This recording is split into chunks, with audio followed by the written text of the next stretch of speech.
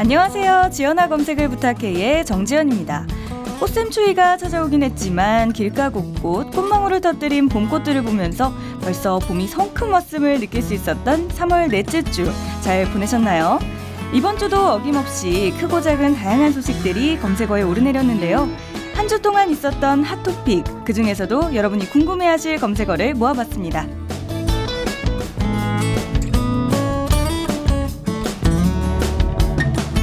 강소라 루머 공식 입장. 배우 강소라 씨 측이 악성 루머 관련 공식 입장을 밝혔습니다.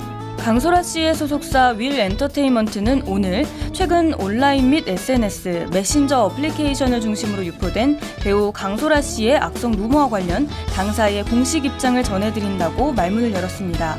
이어 해당 루머에 적시된 내용은 전혀 사실 무근으로 확인된 내용이 아님에도 불구하고 증권가 찌라시라는 이름 아래 무차별적으로 배포, 재생산되고 있는 현 상황을 더 이상 좌시하지 않으려 한다며 강소라 씨의 명예를 심각하게 훼손한 것은 물론 여성으로서 쉽게 치유되기 힘든 상처를 준 악성 루머 최초 유포자 및 추가 유포자를 경찰 수사를 의뢰해 법적인 책임을 물을 예정이라고 덧붙였습니다.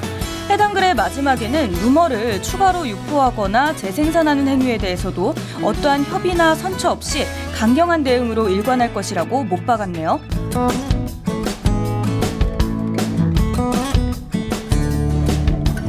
파리 연쇄 테러범, 코코 샤넬 나치 스파이, 저커버그 마윈 중국 포럼.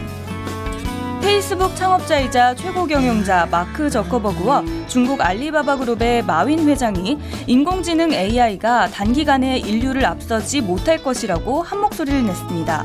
저커버그는 19일 베이징 갸오위타이 국빈관에서 열린 중국 경제발전 고위급 포럼에 참석해 AI 기술이 의료와 무인운전 등의 분야에서 유용할 수 있지만 컴퓨터에 사람의 상식이라는 것을 가르치기는 어렵다며 인류는 지식을 배워 문제 해결에 적용할 능력을 갖추고 있지만 컴퓨터는 그럴 수 없다고 강조했습니다. 또 같은 포럼에 참석한 마윈 회장도 기계가 인류보다 강해지고 똑똑해질 것이라고 생각하지만 기계가 절대 인류보다 지혜로울 수는 없다고 말했습니다. 한편 저커버그는 지난 18일 올해 들어 최악 수준인 베이징의 스모그를 뚫고天安门 광장 앞에서 조깅하는 사진을 페이스북에 올려 화제가 됐는데요. 일각에서는 저커버그의 이런 행보를 두고 그가 중국에 대한 구애 공세를 계속하면서 페이스북 등에 대한 중국의 차단 조치 해제를 간접적으로 촉구한 것이란 해석이 나오고 있네요.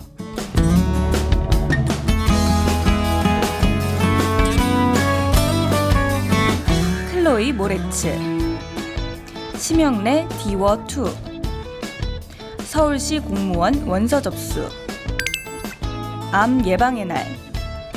국립암센터는 오늘 오전 10시 대한상공회의소에서 제9회 암 예방의 날 기념식을 개최했습니다. 특히 이번 암 예방의 날 행사에서는 제정 10주년이 된 암 예방 수칙 중 음주와 예방접종에 대한 일부 개정을 발표했는데요. 음주 수칙은 기존의 술은 하루 2잔 이내로만 마시기에서 지속적인 소량 음주도 암 발생을 높일 수 있다는 해외 연구 결과를 근거로 암 예방을 위하여 하루 한두 잔의 소량 음주도 피하기로 변경했고요. 예방접종에 대해서는 11세에서 12세 여아를 대상으로 새롭게 도입되는 자궁경부암 예방접종을 수칙에 추가하여 예방접종 지침에 따라 B형 간염과 자궁경부암 예방접종 받기로 개정됐습니다.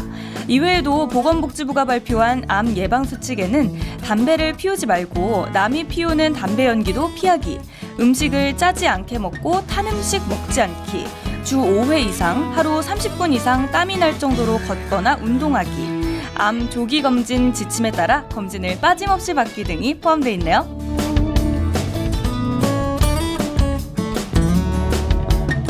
한국인 지카 바이러스. 한국에서 첫 지카 바이러스 감염자가 발생해 보건당국이 비상에 걸렸습니다. 질병관리본부는 브라질을 방문했다가 귀국한 L씨가 22일 오전 지카 바이러스 감염증 양성 판정을 받았다고 밝혔는데요. L씨는 지난달 17일부터 이달 9일까지 브라질에 22일간 출장 목적으로 체류했다가 11일 입국했습니다. 이후 L씨는 16일 발열과 근육통 등의 증상을 보였고 유전자 검사 결과 오늘 오전 6시 지카 바이러스 양성 판정을 받았습니다. 애쉬는 지카 바이러스의 유일한 매개체인 흰줄 숲 모기에 물려 감염된 것으로 추정되는데요. 정부는 단계적으로 검사 기관을 확대하는 한편 지카 바이러스 감염증 환자 유입에 대비하기 위해 임상적 특성, 바이러스 분석, 소두증 등 신경학적 장애와의 연관성 등에 대한 임상 연구 역시 추진 중입니다. 또 공기를 통해 감염되지는 않기 때문에 과도한 공포를 느낄 필요는 없다고 설명했지만 국민들이 느낄 불안을 해소시키기 위해 오늘 오전 11시 20분 정부 서울청사에서 브리핑을 갖고 현황과 대응 방법 등을 알릴 예정입니다.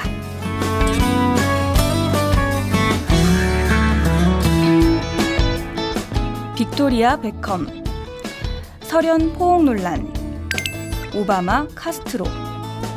쿠바를 국빈 방문한 버락 오바마 미국 대통령이 21일 아바나 혁명궁에서 라울 카스트로 대통령과 역사적인 정상회담을 가졌습니다.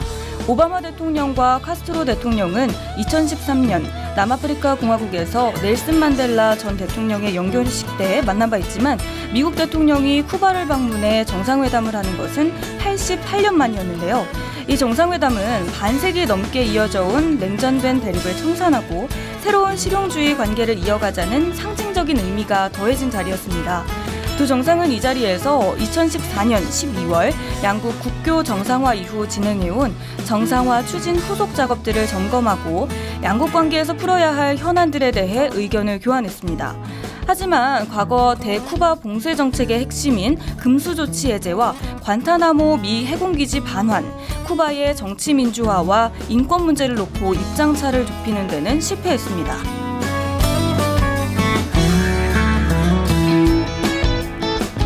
애플 아이폰 SE 공개, iOS 9.3 배포, 경복궁 경회루 무료 특별 개방, 학교 폭력 실태조사, 세계 물의 날. 유엔이 지정한 세계 물의 날에 맞춰 환경부와 국토교통부가 공동 주최하는 정부 기념행사가 오늘 해운대구 백스코 오디토리움에서 열렸습니다.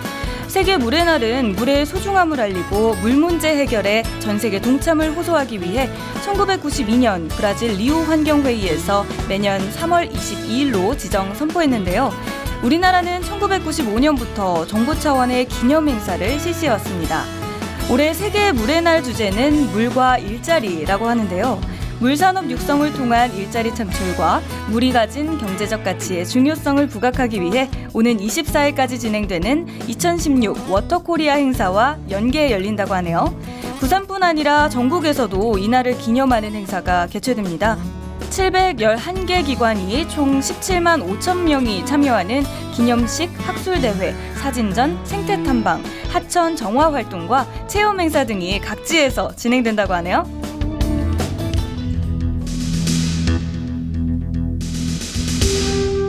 벨기에 브뤼셀 공항. 현지 시간 22일 벨기에 브뤼셀의 국제공항에서 자폭 테러가 발생하고 브뤼셀 시내 지하철역에서 폭발이 일어나 30여 명이 사망하고 200명이 넘게 다쳤습니다.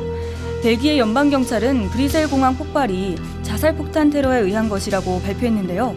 최근 벨기에 당국이 파리 테러의 주범인 순위파 극단주의 무장 세력 이슬람 국가 IS의 조직원 살라 압데슬람을 체포한 데 대한 보복 테러 가능성이 제기되고 있습니다.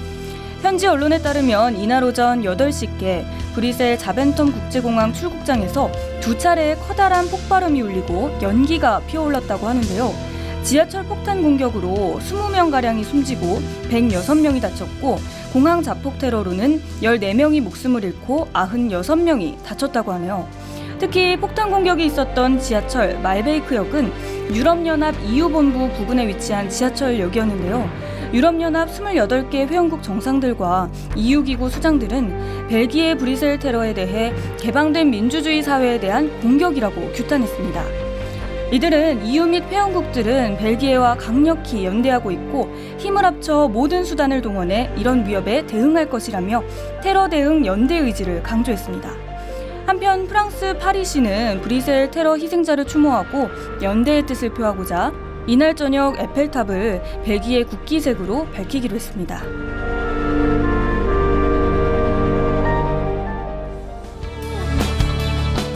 탁재훈 복귀, 장근석 팬연합.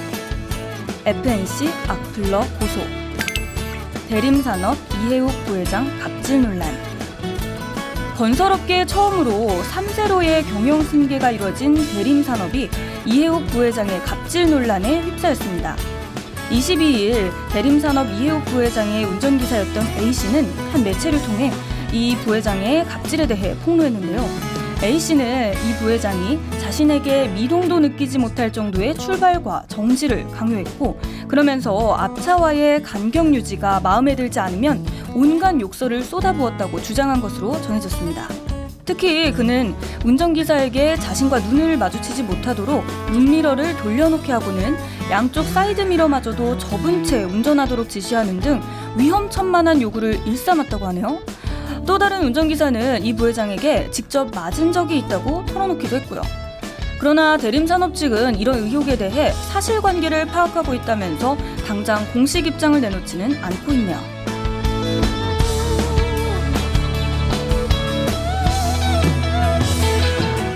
채태인, 김대우. 세계 기상의 날. 식약처 미세먼지, 황사 대비 정보 제공. 식품의약품안전처가 올해 봄철 미세먼지, 황사가 자주 발생할 것에 대비해 보건용 마스크의 구입 및 사용 요령, 안약 콘택트 렌즈 사용 시 주의사항, 식품 보관 및 섭취 시 주의사항 등 분야별 안전관리 정보를 공개했습니다. 우선 의약외품으로 허가를 받은 보건용 마스크는 일반 마스크와 달리 황사 등 미세 입자를 걸러내는 성능을 가지고 있는데요. 허가된 보건용 마스크의 포장에는 입자 차단 성능을 나타내는 KF80과 KF94가 표시되어 있습니다.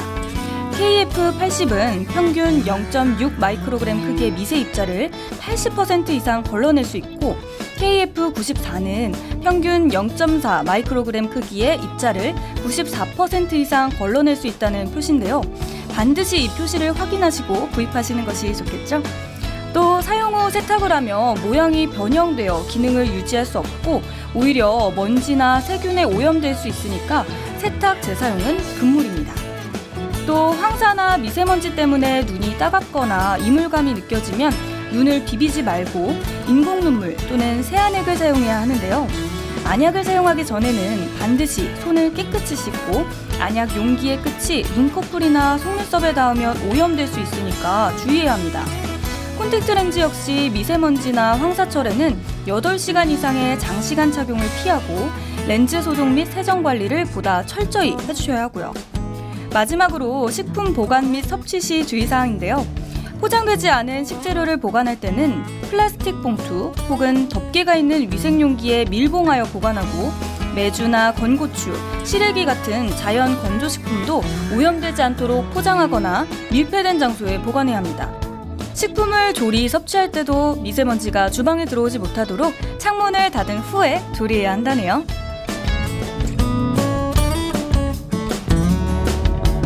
배트맨 대 슈퍼맨. 배트맨 대 슈퍼맨 저스티스의 시작이 23일 자정 개봉했습니다. 이번 영화는 DC 코믹스의 양대 산맥 배트맨과 슈퍼맨의 맞대결을 그린 영화로 두 슈퍼히어로의 대결에 대한 국내 극장가의 관심이 이미 높은 예매율로 입증된 상태인데요.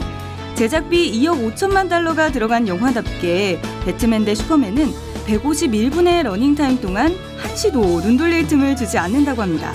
또 제목에서도 알 수 있듯 DC 코믹스의 영웅들이 총술통에 펼치는 액션 또한 볼거리라고 하고요.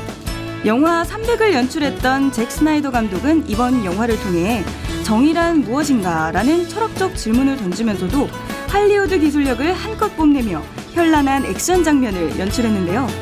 특히 이 영화는 2D, 3D, IMAX 3D, 4D, 4DX, 돌비 애트모스 등 여러 버전으로 상영되는 만큼 반복해서 영화를 보는 이른바 N차 관람도 흥행에 한몫할 것 같네요.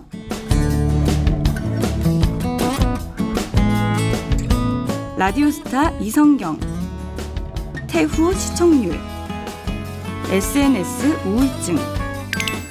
한밤의 TV 연예 21년만 종방. SBS 대표적 연예 정보 프로그램인 한밤의 TV 연예가 21년 만에 문을 닫았습니다. 최근 4% 안팎의 시청률을 거두면서 동시간대 방송되는 라디오스타나 추적 60분과 비교해 경쟁력이 떨어지고 매주 한 차례 방송되기 때문에 인터넷 연예 매체들과의 속보 싸움에서 어려움을 겪어왔다는데요. 리포터 조영구 씨는 마지막 소감을 통해 한밤을 너무 하고 싶어서 한 주도 빠지지 않고 1년을 찾아가서 출연 기회를 얻었던 게 20년 됐다.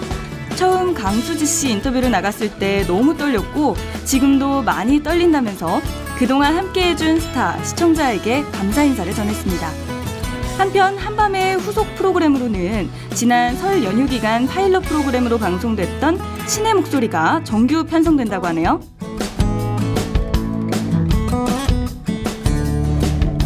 바나나 감기 예방, 세계 결핵의 날, 갑부 부자 증세 요구.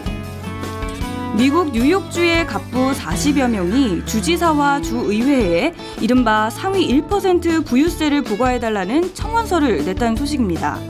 AP통신이 입수한 청원서에 따르면 이 갑부들은 어린이 빈곤, 노숙자 문제와 노후한 교량, 터널, 상수도, 도로 등 사회 기반 시설 보수 등의 재정 추가 투입이 필요하다며 소득 상위 1%를 대상으로 증세를 해야 한다고 요구했습니다.